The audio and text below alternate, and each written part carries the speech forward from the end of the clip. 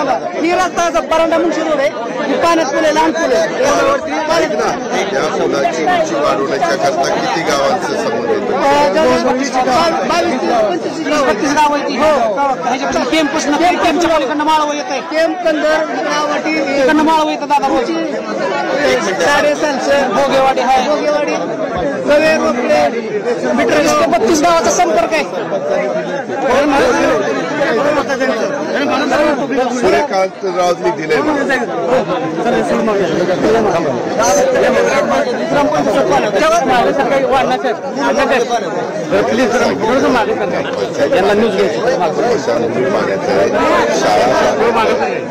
News ही दाखवू द्या news तर दिसणारच आहे गंभीर त्याच्यातनं आपण मी सगळे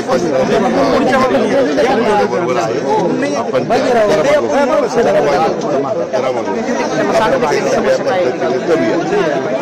पोल बिल पडले सगळं डिपेंड सगळं इकडचे लाईट बंद सगळं डिपेंड पडलेत पूर्ण पोल पडलेत एक जण बोला रे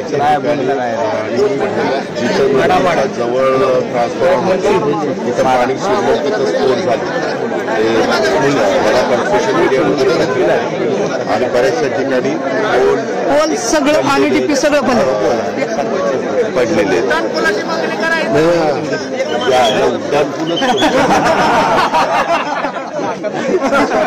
उड्डाण पूल काय बरं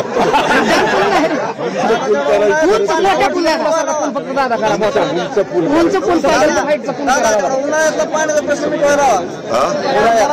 आणि अरे सच्चर एसी आलेले आहे पालखीला सुद्धा पाणी सोडत नाही ऐका ना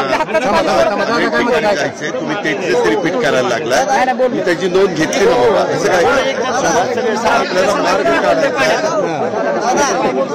करायचं होय बाबा अरे होय लक्षात घेतलंय त्याच्यात मार्ग काढून देतो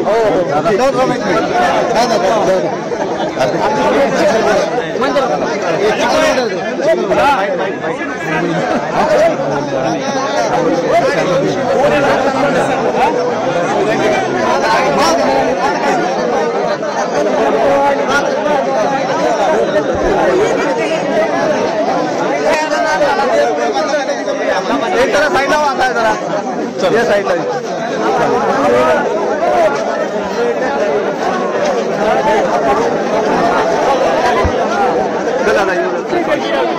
एक मिनिट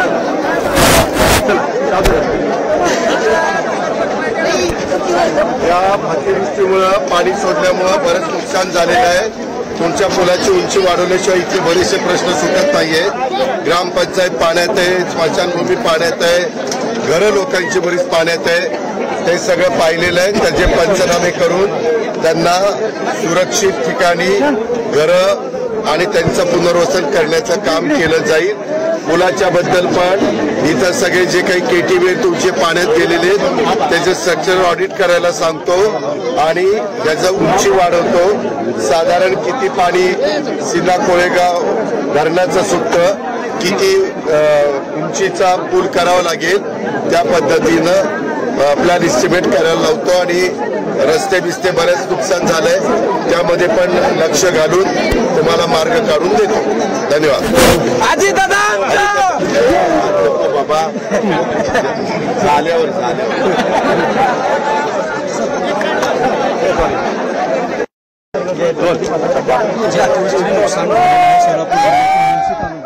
अजितदादा पवार हे जे आहे ते पाहणी करत आहेत गावकऱ्यांचे ज्या समस्या ऐकून घेतात जी मोठी गर्दी इथं पाहायला मिळते अजितदादांनी प्रत्येक गावकऱ्यांची समस्या ऐकून घेण्याचा प्रयत्न केलेला आहे काही गावकऱ्यांचा गोंधळ देखील या ठिकाणी निघाला होता की पण मात्र प्रत्येकाचे जे आहे ते निवेदन हे अजित पवारांनी ऐकून घेतलेलं आहे जी पुलाची उंची वाढवण्याची मागणी आहे ती मागणी देखील अजित पवार यांच्याकडून पूर्ण करण्याचं आश्वासन देण्यात आलेलं आहे एसटी असतील किंवा जवळच असलेल्या सीना नदीतून जे पाणी सोडण्यात येतं ते पाणी वेळेवर सोडलं जातं किंवा गरज असेल त्यांना सोडलं जात नाही असंही त्या केल्या होत्या त्याच्यातून जे आहे की आपलं म्हणणं पूर्ण पद्धतीने आहे त्यानुसार शेतकऱ्यांशी संवाद देखील साधतात मात्र घोषणा सुद्धा ज्या आहेत त्या मोठ्या पद्धतीनं दिल्या जातात. दादा पाहणी केली आज काय निदर्शनास आले? पाहणी तुम्ही आता काय होतं सगळ्यांना येऊ दे रे, परत सगळ्याला सांगत बसावं लागतं.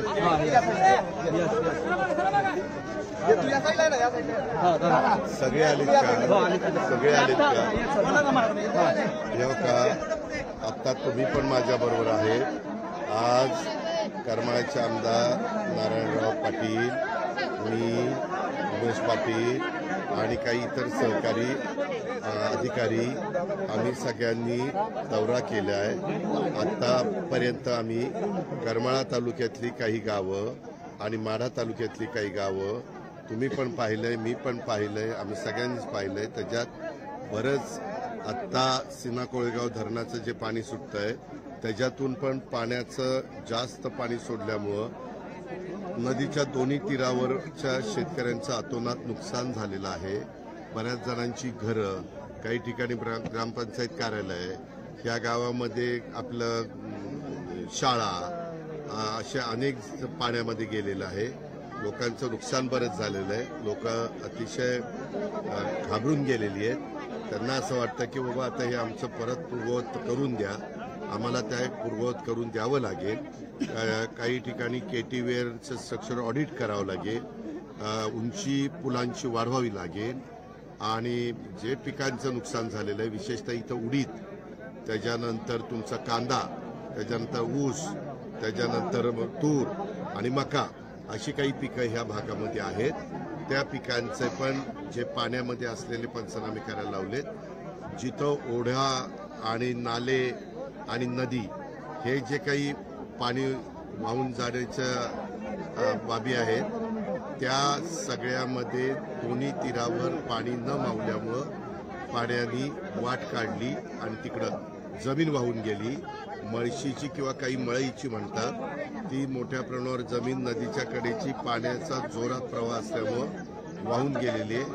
आम्हाला नदीकाठच्या भागातलं किंवा जिथं पाण्याने नुकसान झालंय अशा ठिकाणी बरंच काम करावं लागणार आहे.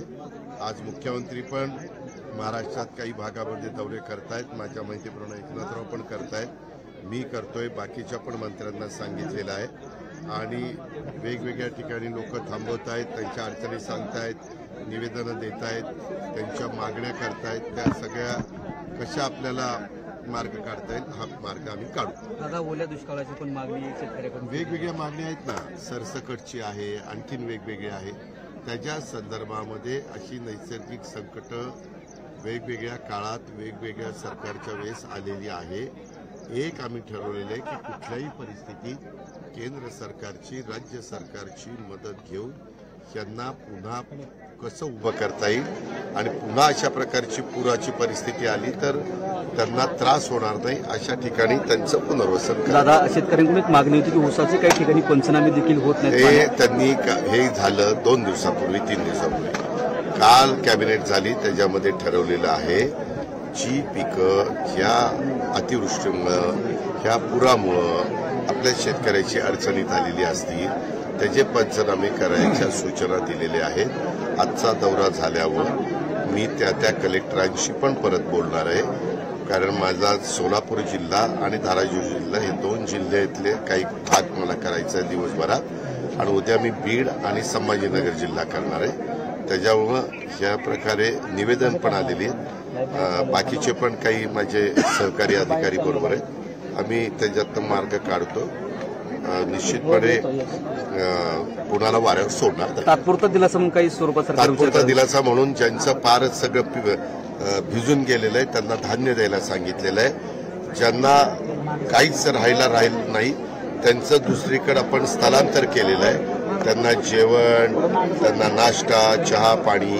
मगाशी पण तुम्ही बघितलं असेल, काहींना कार्यालयात, काहींना शाळेची परिस्थिती चांगली असेल तर शाळेत, अशा सुरक्षित स्थळी आपण हलवलेलं आहे आणि बहुतेकांना ते धान्य वगैरे मिळते. पण काही गावांनी असं सांगितलं की आमच्याकडे कुणीच आलं नाही, तर तिथं मात्र ताबडतोब तहसीलदारला भेट द्यायला सांगितलेलं आहे आणि तिथं धान्याचं वाटप पण करायला सांगितलेलं आहे. आणि काही जणांची जनावरं वाहून गेली, शेळ्या, शेरडं करडं तुमच्या गाई म्हशी अशा पद्धतीनं कोंबड्या अशा पद्धतीचं काही काहींचं नुकसान झालंय.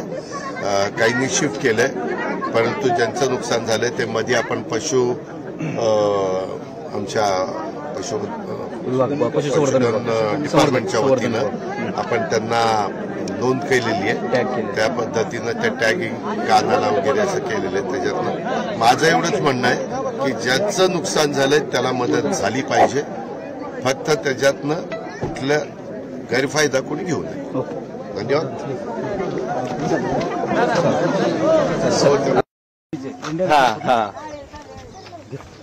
चला आज एक डब्ल्यूबीडीचं परत शॉट मारा वाटलं. थांबा आणि आम्हाला वर कुठंतरी जागा द्या साहेब. तिथलं ते 38 एकर जमीन त्यांची 40 एकरची जमीन आहे.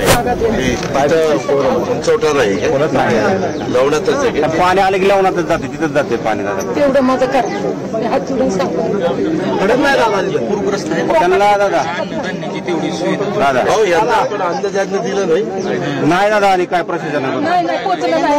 हे नाही ह्यांचं नाही ह्याचं घर काहीच आहे. सगळं त्याचं धान्य भिजलंय. त्याचं ते वडील पण इथं होते. आणि आम्हाला वर कुठंतरी जागा द्या साहेब. तिथलं ते 38 एकर जमीन त्यांची 40 एकरची जमीन आहे.